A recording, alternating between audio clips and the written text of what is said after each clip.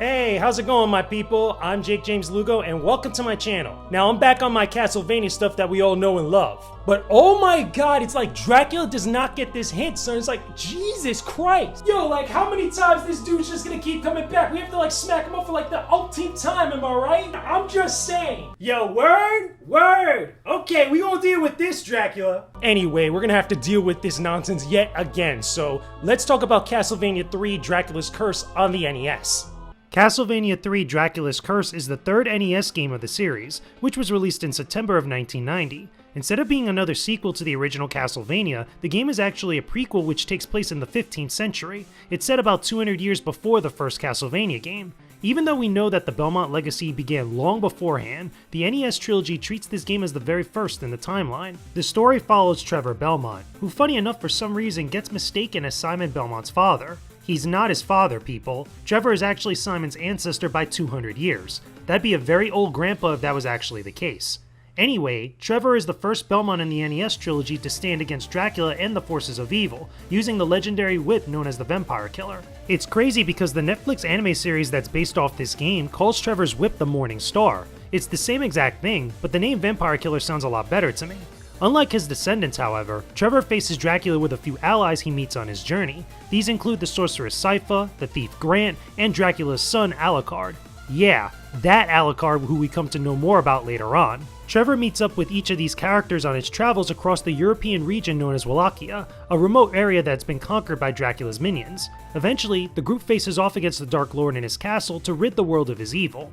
For many fans, this is one of the hardest games in the franchise. Imagine everything that was challenging about the first Castlevania game dialed up to 20, but also comes with a new story and visuals on the NES. But does that make Castlevania III: Dracula's Curse a great or lackluster entry into the series? Now, as someone who's not really into prequels with series and stories like that, if I'm being totally honest with you guys, Castlevania III is actually pretty dope with setting up the plot. It's kinda cool to not only see an ancestor to Simon Belmont, but also other characters that get involved with the war against Dracula. That's actually a pretty dope setup, and again, it gives a really like a rich history to the lore of the entire series. And the other cool thing that I mentioned before is the Netflix series, which is based on this game, but there are some changes which, again, they borrow other elements from other parts of the series, as well as also, they don't include Grant for some odd reason. Like, I don't know why he's not in there, because he's part of the three main characters you deal with. Maybe there's like some sort of nod in the Netflix series, but for whatever reason, they just made him absent. But he is part of this game, and you do control him, so he's part of the main story. But regardless, though, Castlevania is all about that gameplay, aside from the visuals, the music, and the presentation and stuff. So how does the gameplay of Castlevania III stand up compared to the original? Spoiler alert, it's actually pretty darn good. Castlevania III is very tough, and can be incredibly frustrating. The gameplay is similar to the platforming from the first game, with new playable characters, sub-weapons, and branching paths in between stages. Attacking and jumping is your bread and butter for each character as you face many enemies and platforming challenges. Like the first game, Castlevania III suffers from a number of problems that make everything a lot more difficult. The knockback you get from enemy attacks is notorious for pushing you into pits and draining your lives very quickly. On top of this, enemies can take out chunks of your health with each attack if you aren't careful. Even the smallest enemies will suck the health from you and play that jingle that everybody hates.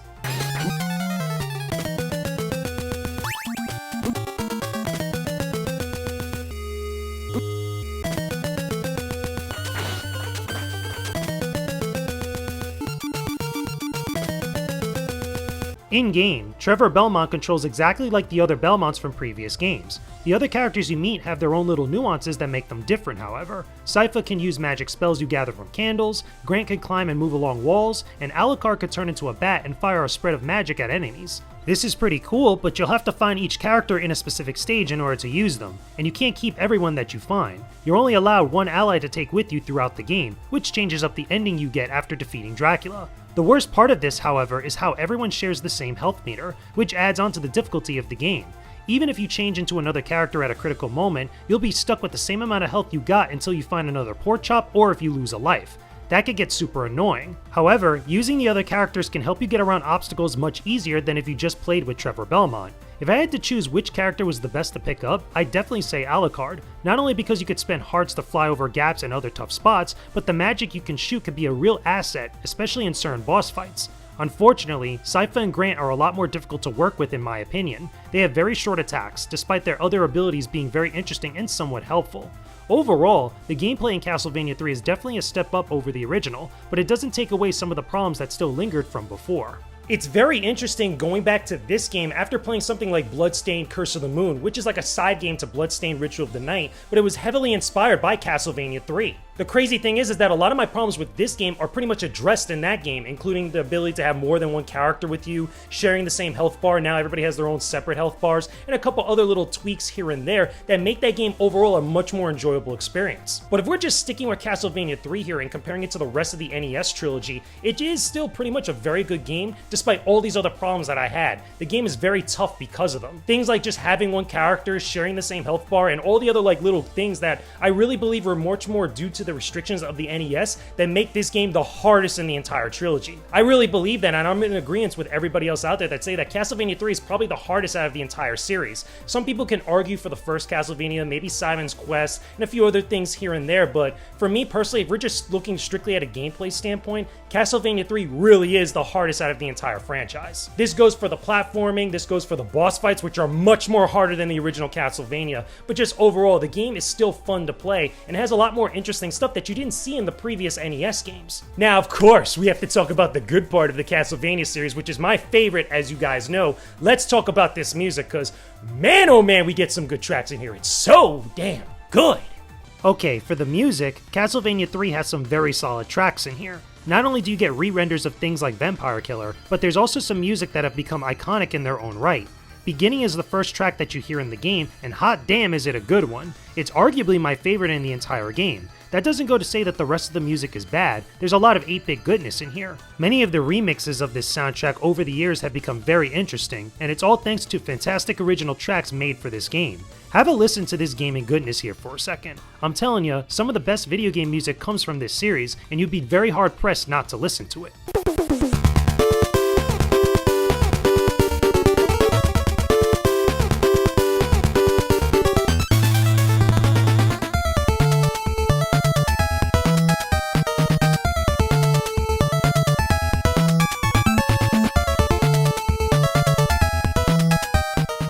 I love Castlevania music, man. It's just some of the best music in video game history. It just sounds so damn good. And especially in Castlevania 3, which we get a couple tracks that have become iconic in their own right. They're just so good to listen to. And I'm telling you guys, you gotta listen to some of these remixes that you can find online for some of this music, especially from Castlevania 3. Beginning, my favorite track, there's some dope remixes out there. But even more so, it's just that the music just matches up so well with like the atmosphere, even though it's not really horror, it's more like horror action. It has that like 80s, like early 90s vibe to it that just, I don't know, it just meshes so well. It's like peanut butter and jelly. They just go together for some odd reason. Now, if I'm being a little bit nitpicky here, there isn't a lot of tracks that are like super big bangers, like compared to some of the other games that we reviewed on this channel. But even so, like there's still great music, you know, as far as 8-bit sounds are concerned on the NES. This music is pretty darn good. So let's get down to brass tacks. Can I really recommend that you guys check out Castlevania III Dracula's Curse on the NES? Heck yeah, this game is still awesome even after all these years later. It's very challenging and may frustrate you a couple times, especially with how tough and ridiculously difficult that the game can get sometimes, but still, if you love platforming, if you love Castlevania, if you love challenging games, this is definitely going to test you to the limit and it's really going to give you a fun time. If you're just curious about the Castlevania series and want to see some of its origins, you should definitely play this game, but I also highly recommend that you check out the Netflix series that's based on this game. It's actually really good and they kind of give you a lot more information than what you get in the game itself, but again, if you just love Castlevania, you love the horror atmosphere, you love Dracula, you love the Belmonts, this is something that you should definitely check out when you have the time. And boom, there you go, people. Those are my thoughts on Castlevania 3 Dracula's Curse for the NES. We came, we saw, we smacked up Dracula a few times. It's pretty much over and done with, and he's never coming back. It's like, oh my god, he's actually coming back again, isn't he? Are you kidding me, son? Like, this guy just does not get this hit. Seriously, ladies, do you have to deal with this garbage from some of these guys out here? Man, they just don't get the damn hit. Yo, word? Word! Anyway, we'll be ready for him when the time comes, but those are just my thoughts on Castlevania 3 for the NES. Let me know what you guys think about this game down below in the comment section. Tell me, did you grow up playing Castlevania 3? Do you like the Castlevania series? What are some of your favorite games out there, or any other games that are similar to Castlevania 3? Talk about them down below in the comment section. Thanks for watching this video, everyone. Make sure you guys check out some of these other videos in the boxes after the credits, and don't forget to visit my Patreon page via the annotations for more exclusive content. And don't forget to subscribe to the channel as well. Peace out, and stay epic, everybody.